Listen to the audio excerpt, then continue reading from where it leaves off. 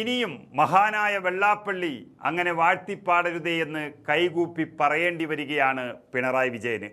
ഒരു കാലത്ത് കേരള രാഷ്ട്രീയത്തെ കയ്യിലെടുത്ത് കളിച്ച ഒരൊറ്റ വാക്കിൽ അണികളെ നിശബ്ദരാക്കിയിരുന്ന ആ ഇരട്ടച്ചങ്കൻ ഇന്ന് അക്ഷരാർത്ഥത്തിൽ നിസ്സഹായനാണ്. രാഷ്ട്രീയത്തിൻ്റെ ഗതിമാറ്റങ്ങൾ എത്രത്തോളം ക്രൂരമാണെന്ന് തെളിയിക്കുന്ന കാഴ്ചകളാണിപ്പോൾ തിരുവനന്തപുരത്ത് നിന്നും പുറത്തു വരുന്നത്. വി ഡി സതീശൻ കേരളത്തിൻ്റെ പുതിയ മുഖ്യമന്ത്രിയായി സത്യപ്രതിജ്ഞ ചെയ്ത് അധികാരമേറ്റതിന് പിന്നാലെ പിണറായി വിജയന് തൻ്റെ കരിയറിലെ ഏറ്റവും വലിയ തിരിച്ചടികളാണ് നേരിടേണ്ടി വന്നിരിക്കുന്നത്.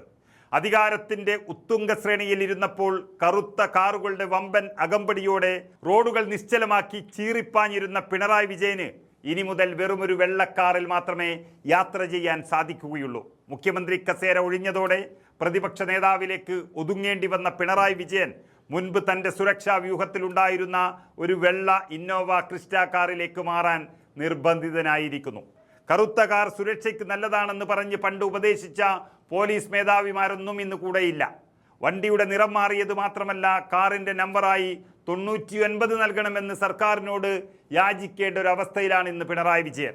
ഇങ്ങനെ രാഷ്ട്രീയമായി സർവ്വതും നഷ്ടപ്പെട്ട് അണികളുടെയും ജനങ്ങളുടെയും ചോദ്യങ്ങൾക്ക് മുന്നിൽ ഉത്തരം കിട്ടാതെ നിൽക്കുമ്പോഴാണ് ഈ പതനത്തിന് പ്രധാന കാരണക്കാരിൽ ഒരാളായ SNDP യോഗം ജനറൽ സെക്രട്ടറി വെള്ളാപ്പള്ളി നടേശൻ വീണ്ടും പിണറായിയെ വാനോളം പുകഴ്ത്തിക്കൊണ്ട് രംഗത്തെത്തുന്നത്. ഇക്കുറി പക്ഷേ വല്ലാത്ത ജാതി ഒരു പുകഴ്ത്തലാണ് വെള്ളാപ്പള്ളി നടത്തുന്നത്. പുറമേക്ക് നോക്കുമ്പോൾ പിണറായി വിജയനെ സംരക്ഷിക്കാൻ പറയുന്നതാണെന്ന് തോന്നുമെങ്കിലും ഈ തെരഞ്ഞെടുപ്പിൽ ചോര നീരാക്കി പണിയെടുത്ത താഴെത്തട്ടിലെ സാധാരണക്കാരായ പാർട്ടി പ്രവർത്തകരെയെല്ലാം കാറ്റിൽ പറത്തി അവരാണ് തോൽവിക്ക് കാരണമെന്ന് വരുത്തി തീർക്കുന്ന തരത്തിലുള്ള കടുത്ത ഒരു ചതി ഒളിഞ്ഞിരിക്കുന്ന പുകഴ്ത്തലാണിത്. SNDPയുടെ മുഖപത്രമായ യോഗനാഥത്തിൽ എഴുതിയ എഡിറ്റോറിയലിലൂടെയാണ് വെള്ളാപ്പള്ളി ഈ കളി കളിച്ചിരിക്കുന്നത്. കഴിഞ്ഞ 10 വർഷക്കാലം പിണറായി വിജയനെ ലീഡറായും ക്യാപ്റ്റനായും കാരണഭൂതനായും വാഴ്ത്തിപ്പാടിയവർ തന്നെ ഇപ്പോൾ തോറ്റപ്പോൾ അദ്ദേഹത്തിന് നേരെ ആക്ഷേപശരങ്ങൾ എറിയുകയാണെന്നും പിണറായിയെ മാത്രം ക്രൂശിക്കുന്നത് നീതികേടാണെന്നുമാണ് വെള്ളാപ്പള്ളി പറയുന്നത്. എന്നാൽ ഈ സംരക്ഷണ കവചം തീർക്കുന്നതിനിടയിൽ പാർട്ടിയിലെ ലക്ഷക്കണക്കിന് വരുന്ന താഴെത്തട്ടിലുള്ള സഖാക്കളെയാണ് വെള്ളാപ്പള്ളി ക്രൂരമായി കുറ്റപ്പെടുത്തുന്നത്. ഈ തെരഞ്ഞെടുപ്പിൽ LDF തോൽക്കാൻ കാരണം പിണറായി വിജയൻ്റെ നയങ്ങളോ അഴിമതി ആരോപണങ്ങളോ മുഖ്യമന്ത്രി എന്ന നിലയിലുള്ള പരാജയങ്ങളോ അല്ല, പകരം വിദ്യാർത്ഥി നേതാക്കൾ മുതൽ ബ്രാഞ്ച് ലോക്കൽ ഏരിയ സെക്രട്ടറിമാർ വരെയുള്ള താഴെത്തട്ടിലുള്ള നേതാക്കളുടെ അഹങ്കാരമാണെന്നാണ് വെള്ളാപ്പള്ളി സ്ഥാപിച്ചെടുക്കാൻ ശ്രമിക്കുന്നത്. പാർട്ടി ഓഫീസുകൾ ദല്ലാളുമാരും കച്ചവടക്കാരും കൈയടക്കിയെന്നും അധികാര ലഹരിയിൽ പാർട്ടി നേതാക്കളും അണികളും സാധാരണക്കാരിൽ നിന്ന് അകന്നുപോയെന്നും അദ്ദേഹം ആരോപിക്കുന്നു. ബ്രാൻഡഡ് വസ്ത്രങ്ങളും മുന്തിയ വാഹനങ്ങളും ഉപയോഗിക്കുന്ന സാമൂഹ്യ ബന്ധമില്ലാത്ത ഇടനിലക്കാരാണ് ഇന്ന് CPMന്റെ അടിത്തറയിൽ ഉള്ളതത്രേ.